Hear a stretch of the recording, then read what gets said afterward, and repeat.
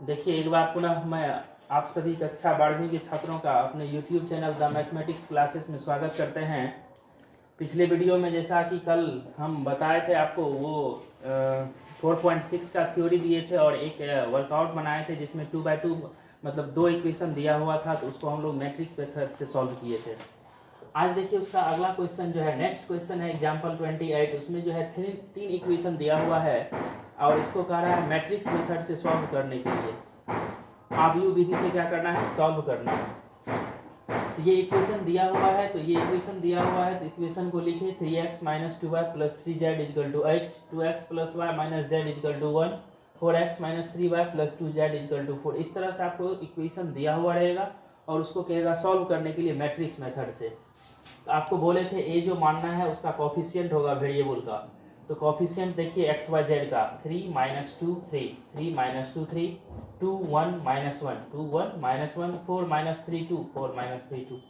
X होता है variable का मैट्रिक्स, तो वेरिएबल क्या है, एक्स वाई जेड। जो सवाल में वेरिएबल रहेगा उसको एक्स लेना है, एक्स वाई जेड। बी होता है वो आरएचएस में इक्वल के बाद जो लिखा हुआ रहता है वो बी होता है, तो 8 1 4 हो गया वो बी। अब इसका डिटर्मिनेंट निकालेंगे। डिटर्मिनेंट किसी से एक्सपेंड कीजिए, अलोंग R1 से या R2 से या R3 से, वो सेम ही आएगा। तो R1 से एक्सपेंड किए हैं, तो इसको एक्सपेंड करने के बाद आया है -17 जो 0 के इक्वल नहीं है, अर्थात ए इन्वर्स का अस्तित्व है। तो जब ए इन्वर्स का अस्तित्व है तो अब ए इन्वर्स निकालना पड़ेगा, क्योंकि फॉर्मूला होता है x = A inverse into B. तो इन्वर्स निकालने के लिए एडजॉइंट चाहिए और डिटर्मिनेंट चाहिए। तो अब एडजॉइंट निकालेंगे। तो एडजॉइंट कैसे निकालते हैं आपको बताए हैं। एडजॉइंट निकालने के लिए एक नया आव्यूह बनाएंगे जिसका एलिमेंट जो है इसके एलिमेंट का, एक एलिमेंट का क्या होता है, कोफैक्टर होता है। तो अब यहाँ बी तक तो इसमें लिया गया है, सी एक मैट्रिक्स लेते हैं जिसका एलिमेंट जो है ए के अवयव का क्या होगा, कोफैक्टर होगा। फिर एडजॉइंट निकालेंगे, उसके एडजॉइंट में जब डिटर्मिनेंट से भाग देंगे तो इन्वर्स होगा। तो पहले एडजॉइंट निकालेंगे एक नया मैट्रिक्स के रूप में। देखिए अब एडजॉइंट,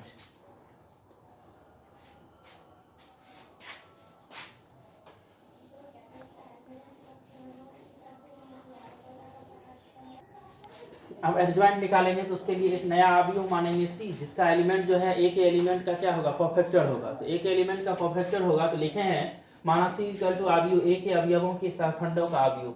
अब आप जान चुके हैं जो कोफैक्टर हम लोग कैसे ज्ञात करते हैं। कोफैक्टर निकालने के लिए प्लस माइनस साइन का प्रयोग करते हैं और जहां जिसका कोफैक्टर निकालते हैं उसके सामने का रो कॉलम को समाप्त करते हैं। तो ए से इसका कोफैक्टर मालूम किए।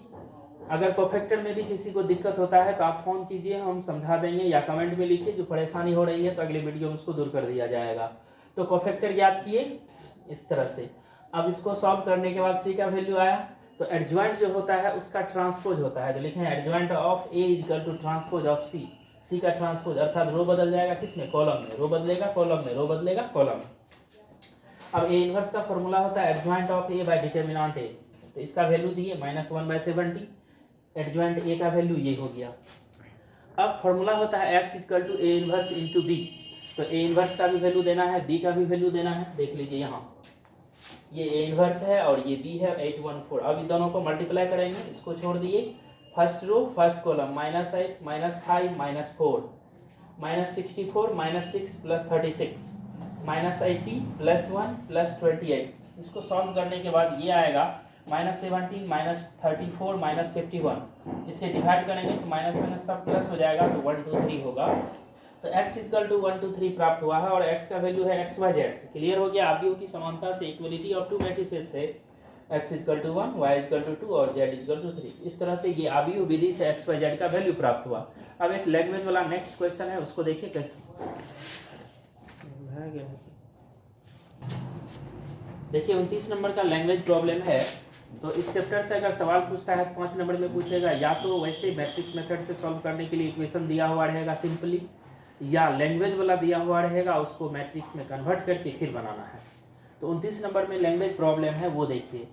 तो उसमें क्वेश्चन कह रहा है जो 3 संख्याओं का योग 6 है, 3 संख्याओं का योग क्या है, 6 है। तो सबसे पहले तो 3 संख्या मानना पड़ेगा। मान लिए 3 संख्या जो है पहली दूसरी एवं तीसरी संख्या क्या है, x y और z है। अब प्रश्नानुसार जो प्रश्न कर रहा है उसके अनुसार से कह रहा है तीनों का योगफल 6 है, तो x + y + z = 6, पहला इक्वेशन। अब दूसरा उसी स्टेटमेंट को पढ़िएगा, जब क्वेश्चन को पढ़िएगा तो उसमें कह रहा है तीसरी संख्या का तिगुना में तीसरी संख्या के 3 गुने में दूसरी संख्या को जोड़ दिया जाता है तो 11 प्राप्त होता है। तो दूसरी संख्या y है, तीसरी संख्या z है, 3 से गुना करेंगे 3z + y = 11। फिर उसी स्टेटमेंट को आगे बढ़िएगा तो उसमें कह रहा है जो पहली संख्या और तीसरी संख्या को जोड़ने से दूसरी संख्या का दुगुना प्राप्त होता है। पहली संख्या और तीसरी संख्या को जोड़ने से दूसरी संख्या का दुगुना प्राप्त होता है। तो क्या हो जाएगा 2y। तो x + z = 2y, 2y इधर आएगा तो x - 2y + z = 0। इस तरह से इक्वेशन प्राप्त हो गया। फिर a मानना है, b मानना है, x मानना है। a हो जाएगा कोफिशिएंट 1 1 1। यहाँ x नहीं है तो जहाँ कोफिशिएंट नहीं रहेगा, x नहीं रहेगा, वहाँ 0 देना है। जो वेरिएबल नहीं है उसका कोफिशिएंट 0। तो 0 1 3, 0 1 3, 1 - 2 1, x y z हो गया, b हो गया 6 11 0। डिटर्मिनेंट निकाले, इसको सॉल्व करने के बाद तो 9 निकला, 0 के इक्वल नहीं है, इसका मतलब a इनवर्स का अस्तित्व है। अब क्या करना है, एडजॉइंट निकालने के लिए एक नया आव्यूह लेंगे जिसका एलिमेंट जो होगा a का परफेक्टर होगा। तो हम लिखे हैं c = आव्यूह a के अवयवों के सहखंडों का आव्यूह। तो a का परफेक्टर जो होगा वो c होगा। तो परफेक्टर निकालें तो 1 का परफेक्टर प्लस में ये और ये समाप्त होगा 1 + 6। देख लीजिए यहाँ है।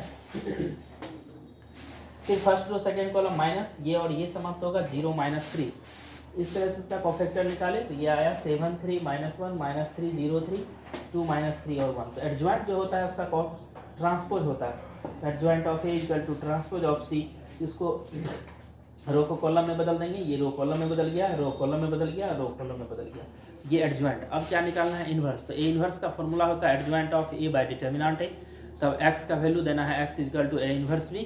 तो देखिए अब निकालते हैं इन्वर्स। तो a इन्वर्स का फॉर्मूला होता है adjoint of a bye determinant a। तो डिटर्मिनेंट a का वैल्यू दिए 1/9, एडजॉइंट a का ये वैल्यू है। अब फॉर्मूला होता है x = a इन्वर्स * b। तो a इन्वर्स का वैल्यू ये रहा और b का वैल्यू है 6 11 0।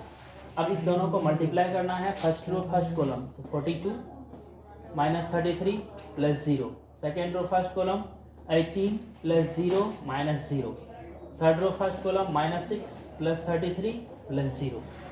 सॉल्व करने के पश्चात ना इसमें से ये माइनस होगा, 9 बचेगा, 18 और ये फिर 27 डिवाइड करेंगे 1 2 3 होगा। तो x का वैल्यू आया है x y z 1 2 3, तो x1 y2 z3। स्पष्ट हो गया। जो पहली संख्या जो है फर्स्ट नंबर हो गया 1, सेकंड नंबर हो गया 2 और थर्ड नंबर क्या हो गया 3। तो ये आपका इसका वर्कआउट समाप्त हो गया। अब जो है इसी तरह का पूरा एक्सरसाइज में है बनाने के लिए आप बनाइएगा। जो दिक्कत होगा तो बोलिएगा, हम आपको फिर से बता देंगे। आज इतना ही रहेगा। धन्यवाद।